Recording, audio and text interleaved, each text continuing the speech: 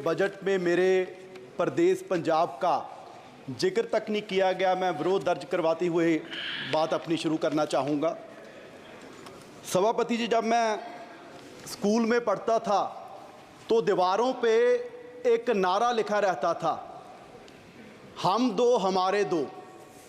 और पूरे देश के लोग जानते हैं कि पिछले 10 साल दो साहब की सरकार चल रही थी। अब उन दो साहब के कंधों पर और दो लोग बैठ गए हैं और वो पुराना नारा पूरी तरह फिट हो गया कि हम दो हमारे दो। सभापति जी, चलो ये तो पुराना नारा है, एक नया नारा इस सरकार का, सबका साथ सबका विकास। लेकिन मुझे लगता है कि वो नारा भी दो का विकास बाकी सबका सत्यानाश इस बजट में सारा कुछ दर्शाया जा रहा है। सभापति जी, जिस दिन इलेक्शन का रिजल्ट आ रहा था तो स्वाभाविक है सारे लोग अपना देख रहे थे और पूरे देश का भी देख रहे थे कि क्या बन रहा है, किसकी सरकार बन रही है। और जब बीजेपी की सुई 230 और 40 के बीच अटकी हुई थी तो हम सोच रहे थे कि 5-10 और कम हो जाएं और कम हो जाएं। लेकिन अब मैं कहता हूं भगवान का शुक्र है कि आपकी 240 आ गई। अगर 5-10 और कम हो जाती, पता नहीं बाबूजी नायडू जी के साथ कोई और बाबूजी आ जाते और इस वजह से और शिक्षा का, स्वास्थ्य का, मनरेगा का और किसानों का बजट और कम हो जाता। मैं समझता हूं कि पिछले 77 वर्ष से इतना मजबूरी बस बजट किसी सरकार ने नहीं पेश किया होगा जितना इस बार एनडीए सरकार ने बजट पेश किया है। मैं समझता हूं कि ऐसे नहीं कि हमारे जितने विपक्ष के साथी हैं वो बहुत खुश होंगे इस बजट से, क्योंकि हरियाणा वाले हैं, महाराष्ट्र वाले हैं, उनके वहाँ तो इलेक्शन भी है। लेकिन मैं उनको कहना चाहता हूं कि आप सरकार की मजबूरी समझिए। यूं ही कोई इतना बेवफा नहीं होता, कुछ तो मजबूरियां रही होंगी और मजबूरी सिर्फ यही है कि वो सत्ता वाली कुर्सी बचानी है और उसके लिए कुछ भी करना पड़ जाए।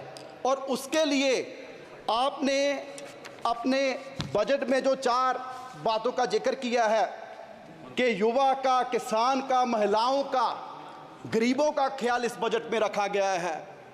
क्या हुआ? तो सभापति जी, किसानों से वादा किया गया था कि 2 गुना उनकी आमदनी करेंगे, एमएसपी का वादा किया गया।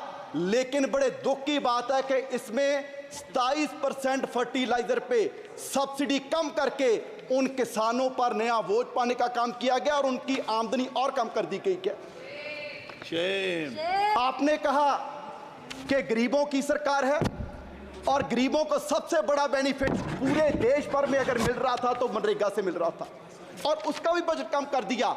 और उसमें जो महिलाओं की बात इसमें की गई है, सबसे ज़्यादा महिलाएं ग्रामीण क्षेत्र से, अगर कहीं से उनको इनकम है तो मनरेगा से है। सो बड़ी शर्म की बात है, आपने ना गरीबों को छोड़ा ना महिलाओं को छोड़ा। और उसके बाद युवा की बात की गई। सर, आपके ही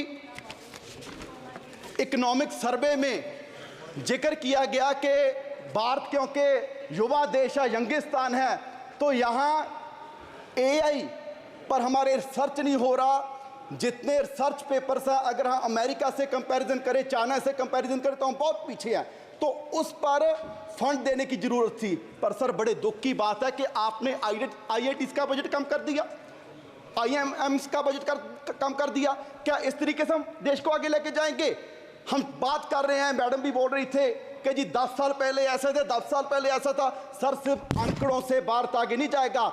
अगर पूरी दुनिया में भारत की पोजीशन देखनी है तो हैप्पीनेस इंडेक्स में हम 2016 में 118वें नंबर पर थे और अब 126वें नंबर पर चले गए। ग्लोबल हंगर में हम 111वें नंबर पर हैं 125 देशों में। और जिन हमारे जो पड़ोसी देश हैं जिनको हम मुल्क भी नहीं समझते हो, वो भी हमारे देश से आगे निकल रहे हैं। और सबसे हैरानी की बात सभापति जी आपको होगी, एक रिपोर्ट के एनवायरमेंटल परफॉर्मेंस इंडेक्स 180 देशों का सर्वे किया गया और बड़े दुख की बात है कि हम 180वें नंबर पर हैं। एक देश भी हमसे पीछे नहीं और हम कह रहे हैं कि जी हम विश्व गुरु बनेंगे। सर, सिर्फ बातों से विश्व गुरु नहीं बनेंगे, पूरे देश के हालात ये हैं कि 140 करोड़ की पॉपुलेशन में सिर्फ 4.25 करोड़ लोग हैं जिनकी सैलरी, जिनकी कमाई महीने की 25,000 से ज़्यादा है। आप सोचिए, जिनकी 25,000 से महीने की सैलरी कम है, क्या वो किस तरह का कोई सम्मानजनक जीवन को व्यतीत कर रहे होंगे? यहाँ पर माननीय वित्त मंत्री जी ने बड़े गर्व से कितने बार पता नहीं कहा कि जी 85 करोड़ लोगों को हम राशन दे रहे हैं, 85 करोड़ लोगों को राशन दे रहे हैं। ये कोई गर्व की बात नहीं, मुझे लगता है कि सरकार के लिए शर्म की बात है कि पिछले 10 साल में आप 85 करोड़ लोगों को गरीबी से बाहर निकाल पाए और आप इसकी चीज को बड़े गर्व से बता रहे हैं। बैजा बैजा बैजा ओ बैजा ओ बैजा बैजा और सर बैजा, ऐसे देश आगे नहीं बढ़ेगा। और सर अगर मैं लास्ट में अपने क्षेत्र पंजाब की बात करूं, क्योंकि सर वैसे तो किसी प्रदेश का ध्यान नहीं रखा गया, अगर मैं पंजाब की बात करूं सर, फ्लड्स के लिए बजट आपने लॉट किया। आपने कहा जी असम में फ्लड्स आए, बिहार में फ्लड्स आए, उत्तराखंड में फ्लड्स आए, हिमाचल में फ्लड्स आए। क्या सर पंजाब देश का हिस्सा नहीं है? जो बारिश उत्तराखंड में हुई, हिमाचल में हुई, क्या वो पहाड़ों में रुक जाएगी? वो सारी बारिश का पानी पंजाब में आया और 1680 करोड़ का नुकसान पंजाब का हुआ।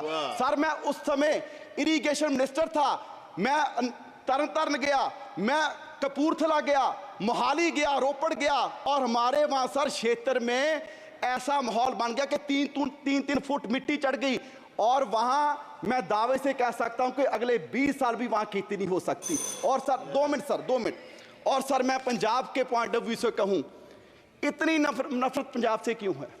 जिस पंजाब का बलिदान इतना बड़ा रहा कि देश को आजाद करवाने में भी हमारी 80% कुर्बानियां, और उसके बाद भी सर पंजाब के किसी गांव में जाइए, आपको कोई भी गांव में ऐसा नहीं मिलेगा कि जिस गांव में हमारे शहीद की मूर्ति ना हो, जिसने सरहद पर राखी करते अपनी जान कुर्बान दी। आज भी कोई दिन नहीं होगा कि तिरंगे में लिपटी लाश हमारे नौजवानों की हमारे गांव में, हमारे पंजाब में नाती हो, और उसका आप जिक्र तक नहीं करते।